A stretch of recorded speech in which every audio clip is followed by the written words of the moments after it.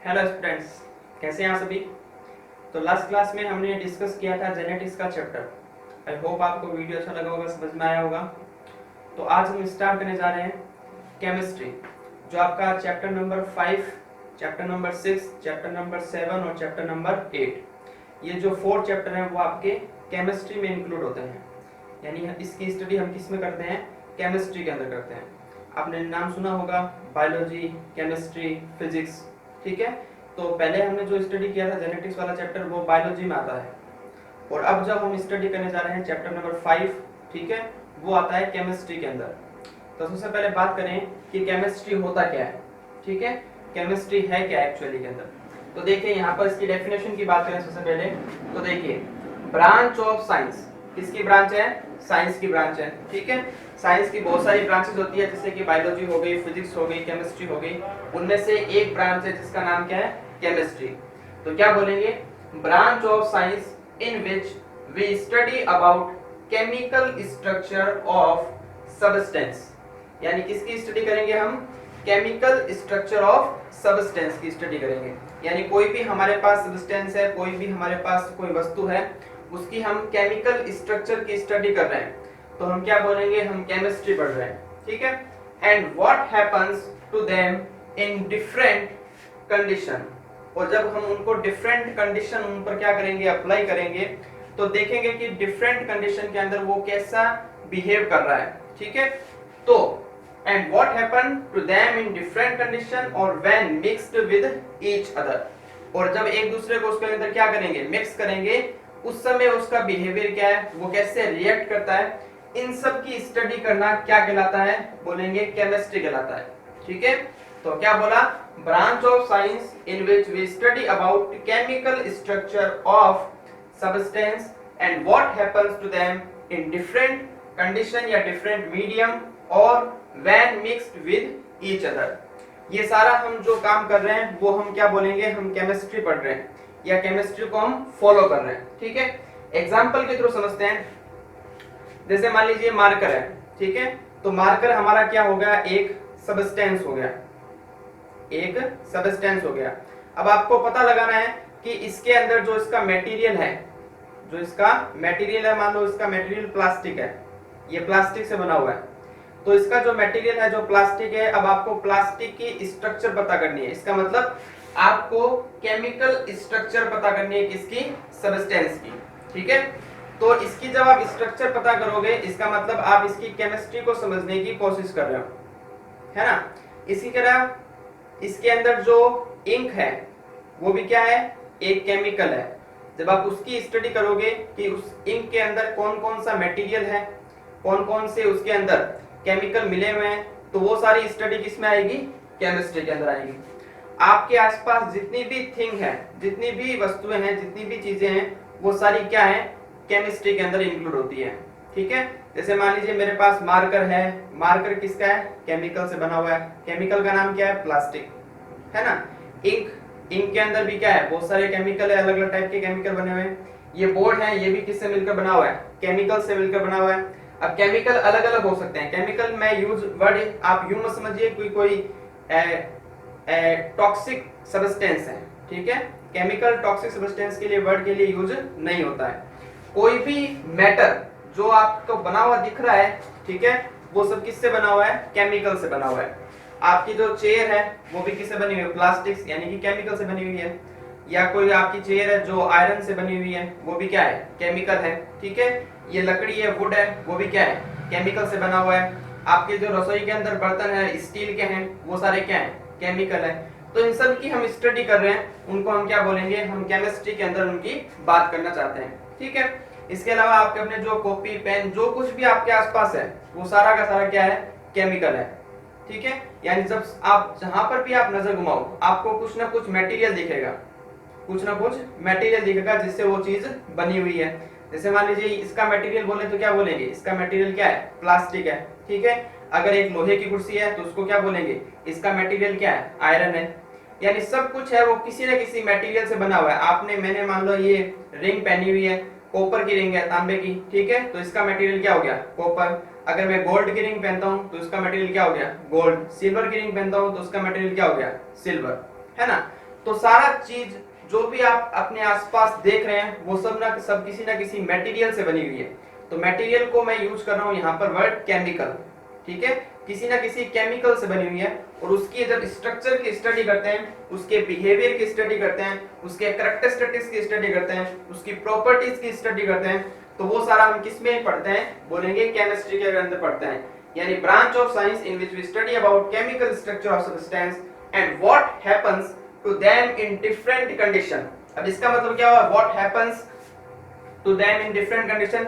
जैसे मान लीजिए ये मेरे पास लोहे की रिंग है, ठीक है, आयरन की रिंग है, और जब मैं आयरन की रिंग को पानी के अंदर डालता हूं तो क्या होता है, जंग लगता है ना।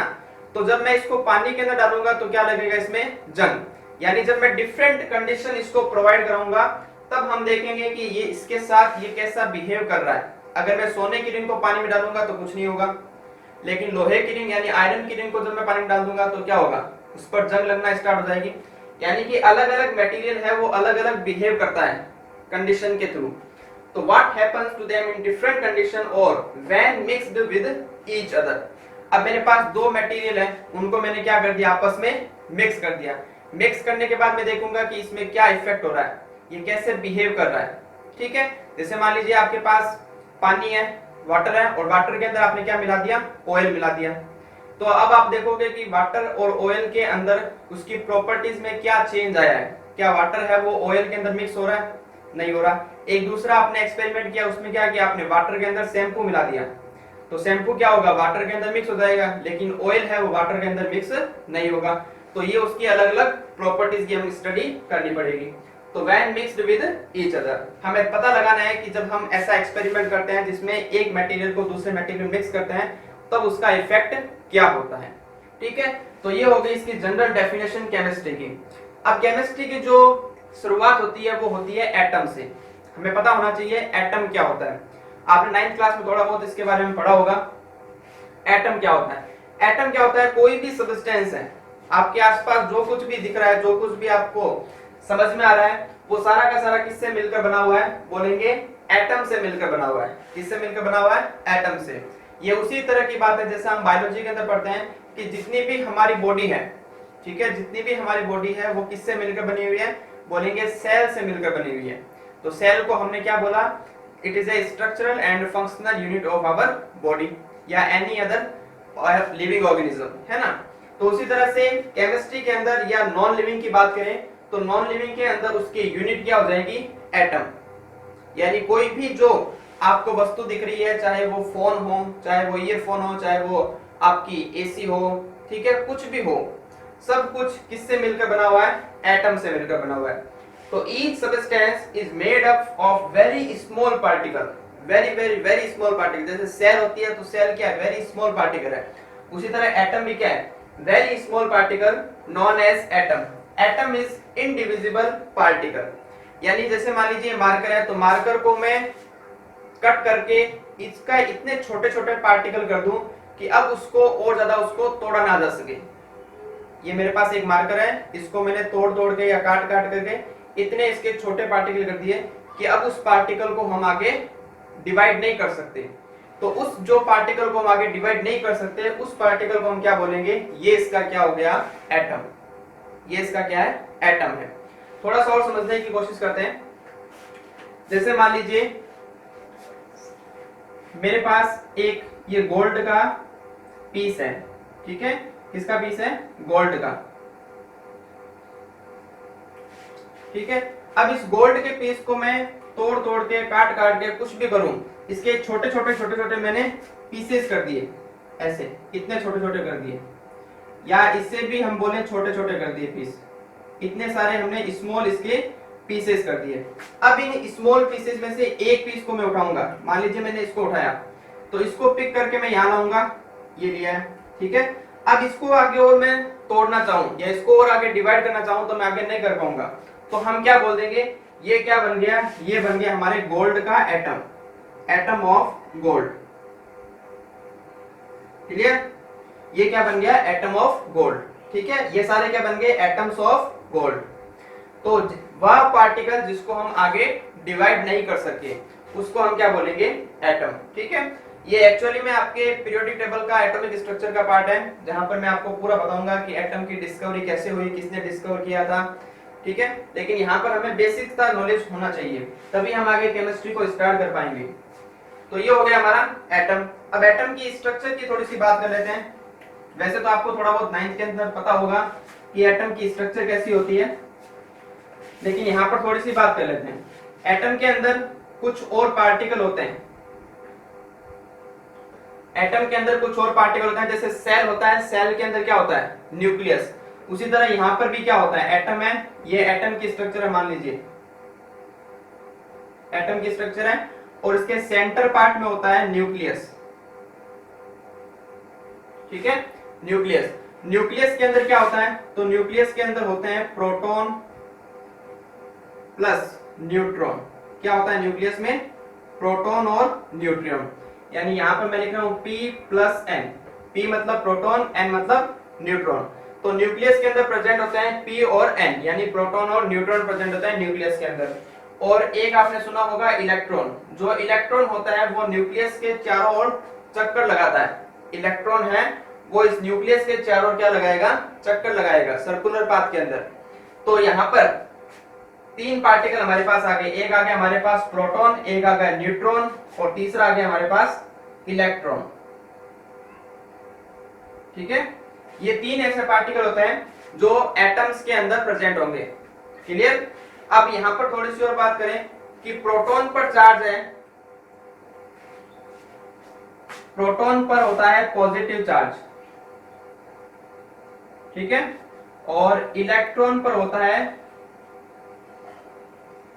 Negative charge. ये आपको अभी ध्यान रखना है, मैं आगे आपको पूरा डिस्क्राइब करके बताऊंगा। एक बार यहाँ पर इस चैप्टर के अंदर थोड़ा सा आपको बेसिक नॉलेज होना चाहिए, बाकी सारी बातें हम डिस्कस करेंगे पीरियोडिक टेबल या एटॉमिक स्ट्रक्चर वाले चैप्टर के अंदर, ठीक है। तो प्रोटॉन पर चार्ज कैसा होता है, पॉजिटिव।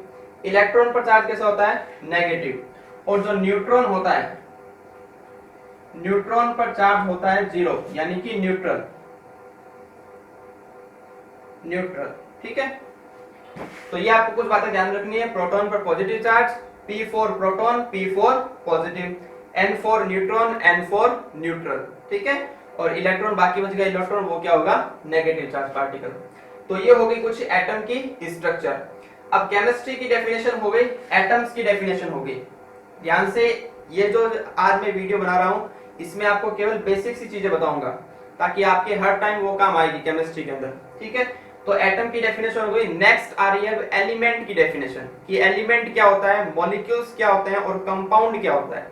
तो आप हेडिंग नोट करिए, एलिमेंट। अब देखिए एलिमेंट, तो एलिमेंट आपने वर्ड सुना होगा जरूर, ठीक है, 9th क्लास के अंदर। एलिमेंट होता क्या है, N element is a pure substance that is made from a single type of atom, ठीक है। एग्जाम्पल के थ्रू इसको समझने की कोशिश करेंगे। जैसे मान लीजिए ये मेरे पास सेम जो पीछे एग्जांपल लिया था, ये मेरे पास एक गोल्ड का पीस है, ठीक है, गोल्ड का टुकड़ा है, कुछ भी मान लीजिए आप, गोल्ड का, आयरन का, कॉपर का, ठीक है, गोल्ड का पीस है।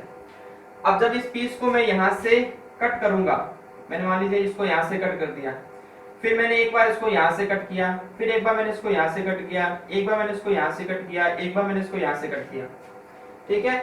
तो जितने इसके पीस बनेंगे, जितने इसके पीस बनेंगे, मान लीजिए ये इसके पीस बन गए, ठीक है, जितने इसके पीस बने, सब में आपने देखा कि सारे के सारे जो मटेरियल है, जो इसके अंदर एटम्स है, वो कौन सा है, वो गोल्ड का एटम है।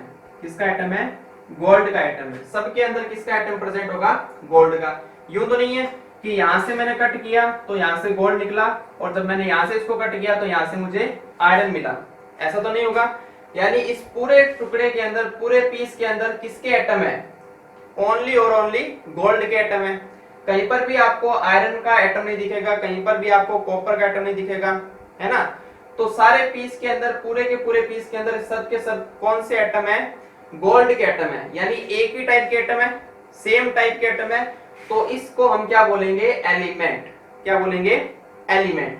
तो N element is a pure substance that is made from a single type of atom. Single type मतलब सेम, बाकी कोई दूसरा एटम ना हो। यानी गोल्ड का पीस लिया है तो उसके अंदर जितने भी एटम है वो सारे क्या हो, गोल्ड के ही हो, बाकी कोई भी दूसरा एटम उसके अंदर ना हो। अगर मैंने यहां पर एक आयरन का पीस लिया, ठीक है, तो इसके अंदर जितने भी एटम हैं, जितने भी मान लीजिए ये एटम है, तो जितने भी एटम है वो सारे के सारे कौन से हो, आयरन के हो। कोई भी एटम है वो ना तो गोल्ड का होगा और ना ही कोई कॉपर का होगा, सारे के सारे एटम किसके होंगे, आयरन के। तो इसको हम क्या बोलेंगे, ये आयरन का एलिमेंट है, इसको हम क्या बोलेंगे, ये गोल्ड का एलिमेंट है। ठीक है, तो ये हो गया एलिमेंट की डेफिनेशन। वापिस से देख लीजिए थोड़ा सा एक बार। An element is a pure substance that is made from a single type of atom. ये लास्ट वाली जो वर्ड है वो काफी इंपॉर्टेंट है, सिंगल टाइप ऑफ एटम, या आप यहाँ पर ये भी बोल सकते हो सेम टाइप ऑफ एटम। ठीक है, तो गोल्ड का पीस तो सारे के सारे एटम किसके होंगे, गोल्ड के। आयरन का पीस लिया तो सारे के सारे एटम किसके होंगे, आयरन के।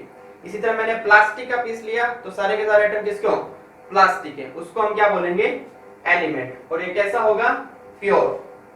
ठीक है, प्योर मींस सारे के सारे सेम है, कोई भी डिफरेंट नहीं है। फिर नेक्स्ट आते हैं मॉलिक्यूल्स। मॉलिक्यूल क्या होता है, a molecule is a group of 2 और more atoms. A molecule is a group of 2 or more atoms that are chemically bonded together।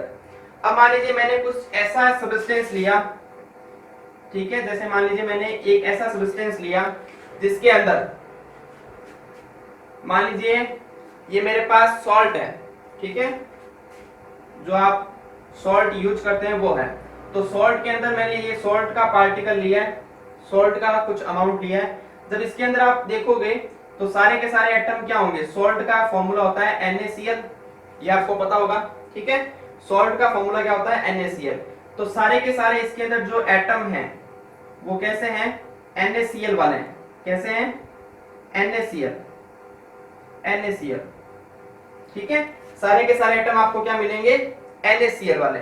ठीक है, अब यहां पर देखो, अब मैंने इस एक को बाहर निकाला, NaCl। ठीक है, अब यहां पर दो एटम जुड़े हुए हैं साथ में, दो एटम साथ में जुड़े हुए हैं। कौन कौन से, एक एटम का नाम है Na यानी कि सोडियम, और एक एटम का नाम है Cl यानी कि क्लोरीन। ये दो एटम है वो साथ में जुड़े हुए हैं, समझ रहे हो, दो एटम है वो साथ में जुड़े हुए हैं। तो इसको हम क्या बोलेंगे, ये एक NaCl का मॉलिक्यूल है, वन मॉलिक्यूल। क्या बोला उसे, मॉलिक्यूल। तो मॉलिक्यूल देखिए वापिस से थोड़ा सा डेफिनेशन पर गौर करिए। ए मॉलिक्यूल इज ए ग्रुप, ये ग्रुप बन रहा है 2 और मोर देन 2। तो 2 का ग्रुप बन रहा है, इसके अंदर कितने एटम है आपसे पूछे तो 2 एटम है। एक एटम किसका है, Na का, और एक एटम किसका है, Cl का। तो ए ग्रुप ऑफ 2 और more atoms that are chemically bonded together. ठीक है, और इसके बीच के अंदर क्या बना हुआ है, एक बॉन्ड बना हुआ है जिससे आपस में जुड़े हुए हैं, अलग नहीं हो रहे, आपस में जुड़े हुए हैं। तो केमिकली बॉन्ड बन रहा है इसके अंदर। थोड़ा सा एक एग्जांपल और लेते हैं, जैसे मान लीजिए आपके पास वाटर है, ठीक है, मैंने क्या लिया, वाटर। तो वाटर के अंदर जितने भी पार्ट होंगे, जो पार्टिकल आपको दिखेंगे वो कौन से होंगे, H2O वाले। H2O ये वाटर का फॉर्मूला होता है, H2O। ठीक है, H2O ऐसे पार्टिकल आपको दिखेंगे। अब इसमें से मैंने एक को बाहर निकाला, ठीक है सर, एक को बाहर निकाला तो इसमें क्या है, H2O, यानी 2 तो कितने हैं, H है, यानी 2 हाइड्रोजन है और एक ऑक्सीजन का एटम है। 2 हाइड्रोजन के एटम है और एक ऑक्सीजन का एटम है, अलग है या जुड़े हुए हैं, तो जुड़े हुए हैं। तो क्या बोलेंगे इसको, ये वाटर का मॉलिक्यूल है। क्या बोलेंगे, वाटर का मॉलिक्यूल। ठीक है, एक एग्जांपल और लेते हैं। मैंने लिया एक गैस, ठीक है, गैस का नाम है ऑक्सीजन। जो ऑक्सीजन आपको एनवायरनमेंट के अंदर मिलती है वो मिलती है आपको O2 की फॉर्म के अंदर। किस फॉर्म में मिलती है, O2। तो यहाँ पर इसके जो पार्टिकल आपको दिखेंगे वो कैसे दिखेंगे, O2 वाले। अब इसमें से मैंने एक को बाहर निकाला, O2, ये सिंगल है या डबल है, ठीक है, 2 और मोर देन 2। ठीक है, तो कम से कम कितने होना चाहिए, 2 मॉलिक्यूल, आपको यूं कह सकते हो 2 एटम होने चाहिए। तो यहाँ पर कितने एटम दिख रहे हैं आपको, 2। यानी कि दो ऑक्सीजन के एटम हैं वो आपस में जुड़े हुए हैं, दो ऑक्सीजन के एटम हैं वो आपस में जुड़े हुए हैं, तो इसको हम क्या बोलेंगे, ये ऑक्सीजन का क्या बन गया, मॉलिक्यूल बन गया, ऑक्सीजन का क्या बन गया, मॉलिक्यूल। ठीक है, तो ये हो गई मॉलिक्यूल्स की definition. A molecule is a group of two और मोर एटम्स। अब एटम्स हैं वो सेम भी हो सकते हैं और डिफरेंट भी हो सकते हैं। यहाँ पर जो दोनों एटम कैसे हैं, सेम है, दोनों ही किसके एटम है, ऑक्सीजन के एटम है।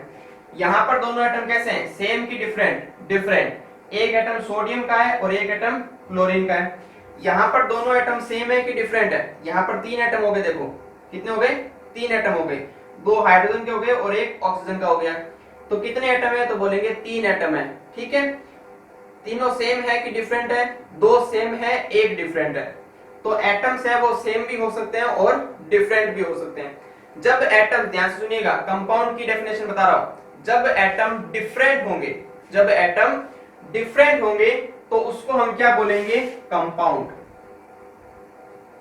जब एटम डिफरेंट होंगे उस कंडीशन में हम क्या बोलेंगे, ये सॉल्ट का क्या बना है, कंपाउंड बना है, ये वाटर का कंपाउंड है। ठीक है, क्योंकि इन दोनों में एटम सेम है कि डिफरेंट, डिफरेंट, तो क्या बोला, कंपाउंड। इनमें सेम है कि डिफरेंट, डिफरेंट, तो क्या बोला, कंपाउंड। इसी तरह मान लीजिए एक एग्जांपल और लेते हैं हम, जैसे NH3, इसको बोलते हैं अमोनिया। ये अमोनिया का फॉर्मूला होता है, केमिकल फॉर्मूला NH3। इसके अंदर दोनों एटम सेम, पहले देखो एटम कौन कौन से, एक एटम है नाइट्रोजन का और तीन एटम है हाइड्रोजन के। तो दोनों एटम सेम की डिफरेंट, डिफरेंट, तो क्या बोला, कंपाउंड। ठीक है, क्या हो गया, ये NH3 का कंपाउंड। एक एग्जांपल और लेते हैं, यहां पर ले लेते हैं H2, इसको बोलते हैं हाइड्रोजन गैस। अब दोनों एटम, कितने एटम है, एक या दो, दो एटम है। ठीक है, तो दो एटम होंगे तो क्या बोलेंगे, मॉलिक्यूल बोलेंगे। अब देखो सेम है कि डिफरेंट है, सेम है, तो सेम है तो क्या बोलेंगे, कंपाउंड नहीं बोलेंगे, यहाँ पर क्या बोलेंगे, मॉलिक्यूल। ठीक है, तो ये हाइड्रोजन का मॉलिक्यूल हो गया, ये वाटर का मॉलिक्यूल हो गया। ठीक है, ये सॉल्ट का मॉलिक्यूल हो गया। सबसे पहला वर्ड आएगा मॉलिक्यूल। अगर आपसे पूछे कि सर इसमें कंपाउंड होगा कि मॉलिक्यूल होगा, क्योंकि जो बच्चे होते हैं, यहाँ पर हमने देखो क्या बोला, इसको वाटर का मॉलिक्यूल, यहाँ पर इसको क्या बोला था, सॉल्ट का मॉलिक्यूल, यहाँ पर इसको क्या बोला था, NaCl का मॉलिक्यूल। ठीक है, अब किसी के दिमाग में आ रहा होगा सर आपने पहले मॉलिक्यूल कहा, अब आप इसको कंपाउंड बोल रहे हो, ऐसे कैसे। तो मॉलिक्यूल आपको उस कंडीशन के अंदर बोलना है जब मैं आपसे पूछूं कि इसके अंदर NaCl के कितने पार्टिकल हैं, NaCl के कितने पार्टिकल हैं। तो आप वहां पर पार्टिकल वर्ड यूज नहीं करोगे, आप वहां पर पार्टिकल वर्ड यूज नहीं करोगे। आप क्या बोलोगे, इस आपका पूछने का तरीका क्या होगा, सर इसमें NaCl के कितने मॉलिक्यूल हैं, NaCl के कितने मॉलिक्यूल हैं, क्योंकि NaCl खुद क्या है, मॉलिक्यूल है। क्यों, क्योंकि इसमें दो एटम जुड़े हुए हैं। अब वो सेम है डिफरेंट है वो अलग बात है। ठीक है, आप क्या पूछोगे, सर इसमें NaCl के कितने मॉलिक्यूल हैं, इसमें वाटर के कितने मॉलिक्यूल हैं, इसमें NH3 के कितने मॉलिक्यूल हैं। ठीक है, तो आप जब पूछोगे तो क्या पूछोगे कि सर NaCl के कितने पार्टिकल हैं, ऐसा नहीं पूछोगे कितने मॉलिक्यूल हैं। क्यों, क्योंकि ये खुद भी क्या, दो एटम से मिलकर बना हुआ है, इसलिए हमने इसको क्या बोला है, मॉलिक्यूल। और इसमें दोनों एटम डिफरेंट है, इसलिए इसको एक नाम और दिया है, उसका नाम है कंपाउंड, कि ये NaCl का कंपाउंड भी है, क्योंकि इसमें दोनों जो एटम्स है वो क्या है, डिफरेंट। यहाँ पर कभी भी आप कंपाउंड वर्ड यूज मत करना। हाइड्रोजन, हाइड्रोजन को आप केवल मॉलिक्यूल ही बोलोगे, क्योंकि दोनों एटम यहाँ पर क्या है, सेम। यहाँ पर कभी भी आप किसी भी बुक के अंदर नहीं पढ़ोगे ऑक्सीजन का कंपाउंड बनाया, ऐसा नहीं बोलोगे, ऑक्सीजन का मॉलिक्यूल बनाया। इसका मतलब यहाँ पर दोनों एटम है वो सेम है। तो कंपाउंड और मॉलिक्यूल बेसिकली हमको केवल हल्का सा डिफरेंट करता है कि अगर एटम सेम है तो हमने मॉलिक्यूल बोला है, और एटम अगर डिफरेंट है तो हमने कंपाउंड बोला है। लेकिन कंपाउंड जो वर्ड है वो ज्यादातर को यूज नहीं आता है, ज्यादा यूज कौन सा आएगा, मॉलिक्यूल।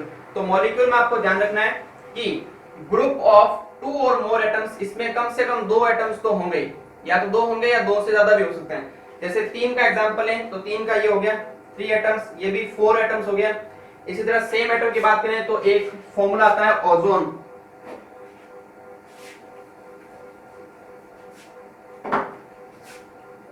O3, इसको बोलते हैं ओजोन। ओजोन गैस होती है ना एनवायरनमेंट के अंदर, तो O3 ये उसका फॉर्मूला होता है। इसके अंदर कितने एटम्स हैं?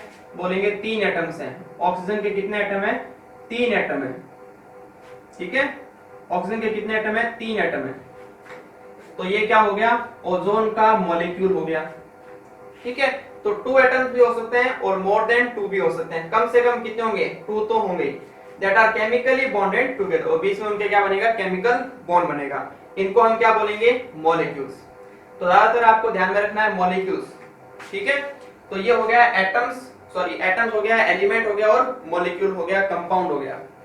अब बात करते हैं एलिमेंट्स। यहां पर जो हमारी अर्थ पर कितने एलिमेंट्स है? अगर आपसे पूछे how many elements are present on the earth, then you can say 118। कितने एलिमेंट्स प्रेजेंट है टोटल अर्थ पर? 118 एलिमेंट प्रेजेंट है। अब इन 118 एलिमेंट में से आपको 30 एलिमेंट्स है वो याद करने हैं। 30 एलिमेंट्स आपको लर्न करना है मुंह जुबानी। यानी आपसे पूछे कि फर्स्ट से लेकर 30 तक एलिमेंट तक नाम बताओ, तो आपको याद होने चाहिए। तो वो 30 एलिमेंट कौन कौन से हैं वो मैं आपको यहाँ पर राइट डाउन करके दिखा रहा हूँ कि कौन कौन से 30 एलिमेंट है और उनको उनके नाम क्या क्या है और उनके सिंबल क्या क्या है। जैसे यहाँ पर मैंने लिखा ना वाटर, ये वाटर का सिंबल है। तो ये इस तरह से आपको ध्यान में रखना है। ठीक है, तो यहाँ पर मैं अभी आपको बताऊंगा कैसे आपको सिंबल और उसके एलिमेंट के नाम। टोटल एलिमेंट कितने हैं अर्थ पर? 118। उसमें से अपने को कितने ध्यान में रखने हैं? 30 एलिमेंट ध्यान में रखने हैं जो आपके केमिस्ट्री के अंदर काम आएंगे। ठीक है, तो जब तक ये याद नहीं होंगे तब तक आप आगे कुछ भी समझ नहीं पाओगे। इसलिए मैं सारा बेसिस पहले ये करा रहा हूँ। आपकी बुक के अंदर ये नहीं दिया हुआ, लेकिन मैं करा रहा हूँ ताकि आपको पढ़ाई के अंदर थोड़ा सा ध्यान रहे कि जैसे आप पढ़ने लगो तो उस समय आपको कोई दिक्कत ना आए। जैसे मैं चैप्टर स्टार्ट करूंगा तो आप सारी ये बातें काम में आएंगी। फिर मैं सीधा बोलूंगा एटम्स होता है, मॉलिक्यूल होता है, एलिमेंट है, ये है, वो है। बार बार फिर मैं डिस्कस नहीं करूंगा बीच में। ठीक है, तो 30 एलिमेंट्स की बात करें, 30 एलिमेंट्स कौन कौन से हैं? तो देखिए इसको रफ कर रहा हूं मैं। तो ये है वो 30 एलिमेंट्स जो आपको लर्न करने हैं। यहाँ पर मैंने लिख रखा है सिंबल, यहाँ है एलिमेंट, फिर से सिंबल और फिर से एलिमेंट। सबसे पहला जैसे लिखा हुआ है, जैसे नोट किया हुआ है वैसे ही आपको लर्न करना है, कुछ भी ऊपर नीचे मत करना। ठीक है, यूं नहीं आपने हीलियम बाद में कह दिया, लिथियम को पहले बोल दिया, वैसा नहीं चलेगा। जैसा लाइन टू लाइन लिखा हुआ है वैसा ही लाइन टू लाइन आपको लर्न करना है। देखिए मैं थोड़ा समझा देता हूँ आपको। यहाँ पर लिखा हुआ है सिंबल और यहाँ पर लिखा हुआ है एलिमेंट का नेम। टोटल एलिमेंट हमारे पास है 118, उसमें से 30 एलिमेंट्स है जो 1 to 30 है, वो मैं आपको एक्सप्लेन करने जा रहा हूँ। सबसे पहला है एलिमेंट हाइड्रोजन। ठीक है, इसका सिंबल होता है कैपिटल H। हमेशा सिंबल आए वो हमेशा कैपिटल के अंदर आएगा, फर्स्ट लेटर होगा वो कैपिटल में आएगा और बाकी आएंगे सारे स्मॉल में। ठीक है, तो फर्स्ट हमेशा कैपिटल में लिखना, आपको कभी भी स्मॉल में मत लिखना। हाइड्रोजन एलिमेंट का नाम है और सिंबल है इसका कैपिटल H। फिर है हीलियम, एलिमेंट का नाम क्या है? हीलियम, उसका सिंबल होगा He, H कैपिटल में, E स्मॉल में। और कभी भी इसको मिलाना मत, जैसे आप इंग्लिश के अंदर लिखते हैं ना SH करके, इस तरह ही।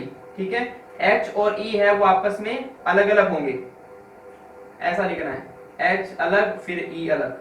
ठीक है, कभी भी इसको इंग्लिश की तरह मत लिखना, क्योंकि आप इंग्लिश नहीं पढ़ रहे, आप साइंस पढ़ रहे हैं। हाइड्रोजन हो गया हीलियम, उसके बाद आता है लिथियम, L अलग होगा I अलग होगा, दोनों को मिक्स मत कर देना। ठीक है, L कैपिटल में I स्मॉल में, इसको बोलेंगे लिथियम।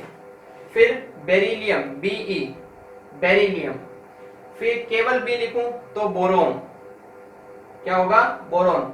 Be है तो बेरिलियम, ओनली B है तो बोरोन। ये 5 नंबर पर आएगा बोरोन और ये 4 नंबर पर आएगा, इसलिए मैंने आगे नंबर भी लिख दिए हैं ताकि आप उल्टा फुल्टा मत करो। सबसे first hydrogen, second helium, lithium, beryllium, boron, उसके बाद कार्बन। ठीक है, कार्बन को हम सिंबल करेंगे C से। फिर नाइट्रोजन, नाइट्रोजन का सिंबल होगा N। यहाँ पर थोड़ा सा बच्चों को कंफ्यूजन होता है, जैसे मैं नाइट्रोजन बोलता हूं तो वो लिखते हैं N2, क्या लिखते हैं? N2, ये रॉन्ग है, N2 नहीं लिखना है। नाइट्रोजन ये होती है नाइट्रोजन गैस, मैंने क्या बोला? नाइट्रोजन, ना कि नाइट्रोजन गैस। तो नाइट्रोजन गैस बोलो तब आपको N2 लिखना है, और मैं केवल नाइट्रोजन बोलता हूं तो आपको N लिखना है। क्लियर? 6 नंबर पर आएगा कार्बन, 7 पर आएगा नाइट्रोजन, इसका सिंबल होगा N। 8 नंबर पर आएगा ऑक्सीजन, इसका सिंबल होगा O। 9 नंबर पर आएगा फ्लोरीन, फ्लोरीन सिंबल होगा इसका F। 10 नंबर पर आएगा नियोन, सिंबल होगा Ne, ठीक है। 11 पर आएगा सोडियम, इसका सिंबल होगा Na। Ne किसका सिंबल है? नियोन का, और Na है सोडियम का। उसके बाद 12 पर आएगा मैग्नीशियम Mg, 13 पर आएगा एल्यूमिनियम Al, 14 पर आएगा सिलिकॉन Si, 15 पर आएगा सल्फर, 15 पर आएगा फास्फोरस, फास्फोरस का होगा P। 16 पर आएगा सल्फर, सल्फर का होगा S। 17 पर आएगा क्लोरीन, क्लोरीन का होगा Cl, C कैपिटल में L स्मॉल में। फिर 18 पर आएगा ऑर्गन, ऑर्गन का होगा Ar। फिर 19 पर आएगा पोटेशियम, पोटेशियम का होगा K, इसका P मत कर देना, पोटेशियम का K होगा सिंबल। P किसका है? फास्फोरस का, ठीक है। सिंबल हमेशा एक ही होगा, यूनिफॉर्म सिंबल होगा, यूनिक सिंबल होगा, एक ही है तो उसका कॉपी नहीं कर सकते आप, ठीक है। तो P हमने किसका दिया है? फास्फोरस का दिया है, तो पोटेशियम का हम P नहीं देंगे, हम क्या देंगे? K। फिर कैल्शियम का पूछे तो Ca, C capital A small. ये तो हो गए 20 तक। अगर आप नॉर्मली याद करना है तो 20 तक तो आपको कंपलसरी है, याद करना ही है। उसके अलावा भी आगे आपके ये काम आएंगे, इसलिए मैं 30 तक आपको नोट करा रहा हूँ। फिर 21 पर आता है स्कैंडियम Sc, 22 पर आता है टाइटेनियम Ti, 23 पर आता है वेनेडियम V, 24 पर आता है क्रोमियम Cr, 25 पर आता है मैग्नीज Mn, 26 पर आता है फेरस, इसको बोलते हैं Fe। फेरस को आप फेरस भी कह सकते हो, और इसको सिंपल लैंग्वेज में बोले तो आयरन भी बोल सकते हो आप। तो फेरस बोलो या आयरन बोलो, सेम ही बात है। 26 पर कौन आएगा? फेरस, Fe, फेरस या फिर आयरन। 27 पर आएगा कोबाल्ट Co, 28 पर आएगा निकल Ni, 29 पर आएगा कॉपर, कॉपर को लिखना है Cu, सिंबल क्या होगा? Cu, कॉपर का Co मत कर देना, Co किसका सिंबल है? कोबाल्ट का, कॉपर का सिंबल है Cu, ठीक है। और 30 पर आएगा जिंक, Zn। तो ये हो गए सिंबल, सिंबल आपको ध्यान में रखना है, और उनके नाम ध्यान में रखना है, और उनके ऑर्डर ध्यान में रखना है, ठीक है। सबसे पहले कौन आएगा? देखिए, hydrogen, lithium, beryllium, boron, carbon, nitrogen, oxygen, fluorine, neon, sodium, magnesium. उसके बाद 12 तक हो गया। 13 aluminium, silicon, phosphorus, sulphur, chlorine, argon, potassium, calcium. 20 हो गए। फिर 21 में scandium, titanium, vanadium, chromium, manganese, ferrous, cobalt, nickel, copper, zinc. ऐसा जैसे मैंने अभी बोला है वैसा ही आपको लाइन टू लाइन याद रखना है। एक भी सिंबल, एक भी जो एलिमेंट है वो ऊपर नीचे नहीं होना चाहिए, ठीक है। 27 पर अगर निकल आ रहा है तो कोबाल्ट आ रहा है तो 27 पर कोबाल्ट ही आएगा, वहां पर निकल नहीं आएगा। अगर 11 पर सोडियम आ रहा है तो 11 पर सोडियम ही आएगा, वो 12 पर भी नहीं आएगा, ठीक है। तो लाइन टू लाइन याद रखना है, जैसे नंबर डाला हुआ वैसे नंबर टू नंबर याद रखना है, और जैसे मैंने अभी आपको बोल के बताया वैसा ही आपको बोलना आना चाहिए, ठीक है। तो ये हो गए इसके सिंबल। अब मैं कुछ सिंबल और लिखा रहा हूँ जो आपके बुक के अंदर दिए हुए हैं, वो आपके काफी काम आएंगे। तो यहाँ से मैं थोड़ा सा रफ कर रहा हूँ, उसमें आपको नंबर ध्यान में रखने हैं, आपको रैंडम नहीं याद रखने, वो उसमें आपको कोई भी नंबर नहीं याद में रखने। इसको यहाँ से मिटा देते हैं। 3 या 4 सिंबल हो रहे हैं, जैसे एक सिंबल होता है Hg, जो मैंने फूड वाला टॉपिक पढ़ाया था उसमें बताया था मैंने, Hg ब्लड प्रेशर वाला। तो ब्लड प्रेशर के अंदर जो उसका इंस्ट्रूमेंट होता है उसके अंदर एक पारा भरा होता है कांच की नली के अंदर, तो पारा होता है, उस पारे को बोलते हैं हम, उसका सिंबल होता है Hg। इंग्लिश में, हिंदी में बोलते हैं पारा, और इंग्लिश में बोलते हैं मरकरी। क्या बोलते हैं? मरकरी, ठीक है। तो मरकरी का सिंबल क्या होता है? Hg, ठीक है। फिर आता है गोल्ड, गोल्ड का सिंबल होता है Au, Au। फिर आता है सिल्वर, सिल्वर का सिंबल होता है Ag, ठीक है। मरकरी, गोल्ड, सिल्वर, ठीक है, बहुत देखना है। तो ये कुछ सिंबल और उनके नेम आपको ध्यान में रखना है। जैसे मैंने यहाँ पर, अब जैसे हम आगे फॉर्मूले पढ़ेंगे, ठीक है। तो फॉर्मूले के अंदर जैसे हमने ये पढ़ा NaCl, ठीक है। तो Na के अंदर एक एटम आपको पता होना चाहिए। अब एक एटम किसका है, सोडियम का है, और एक एटम किसका है, क्लोरीन का है। ठीक है, तो ये इसका फॉर्मूला बनेगा सोडियम क्लोराइड। आगे हम इसका नाम रखेंगे, क्या रखेंगे, सोडियम क्लोराइड। तो ये सिंपल भाषा में तो इसको बोलेंगे सॉल्ट, और केमिकली जो आईयूपीएसी ने जिसको नेम दिया है वो है इसका सोडियम क्लोराइड। ठीक है, तो ऐसे हम आगे नाम रखेंगे। तो इसलिए आपको ये सिंबल पता होना जरूरी है। सिंबल पता होगा तभी आप इनका पहचान पाओगे कि ये इसके अंदर कितने एटम है। वरना इसके अंदर कोई बोल सकता है कि इसके अंदर 4 एटम है ना। कोई भी कह सकता है कि इसके अंदर कितने एटम है, 4 एटम है। एक है N, एक है A, एक है C, एक है L। लेकिन यहाँ पर 4 एटम नहीं, कितने एटम है, 2 ही एटम है, एक Na है और एक Cl है। तो कब पता करोगे, जब आपको ये सारे नाम ध्यान में होंगे, सारे सिंबल आपको पता होंगे, तभी आप पता लगा पाओगे कि इसके अंदर कितने एटम हैं। ठीक है, समझ आया। तो ये हो गया हमारा आज की क्लास। ये क्लास अगर किसी बच्चे की तैयार होगी अच्छी तरीके से, तभी आगे वाली क्लासेस समझ में आएगी, वरना ऊपर से जाने वाला है सारा का सारा। ध्यान से देख लेना इस क्लास को, बिल्कुल भी हल्के मत लेना। चैप्टर है वो अगली क्लास में मैं स्टार्ट करूंगा, अभी मैंने केवल बेसिक समझाया है। तो मिलता हूं नेक्स्ट वीडियो के अंदर, तब तक के लिए टाटा, गुड बाय।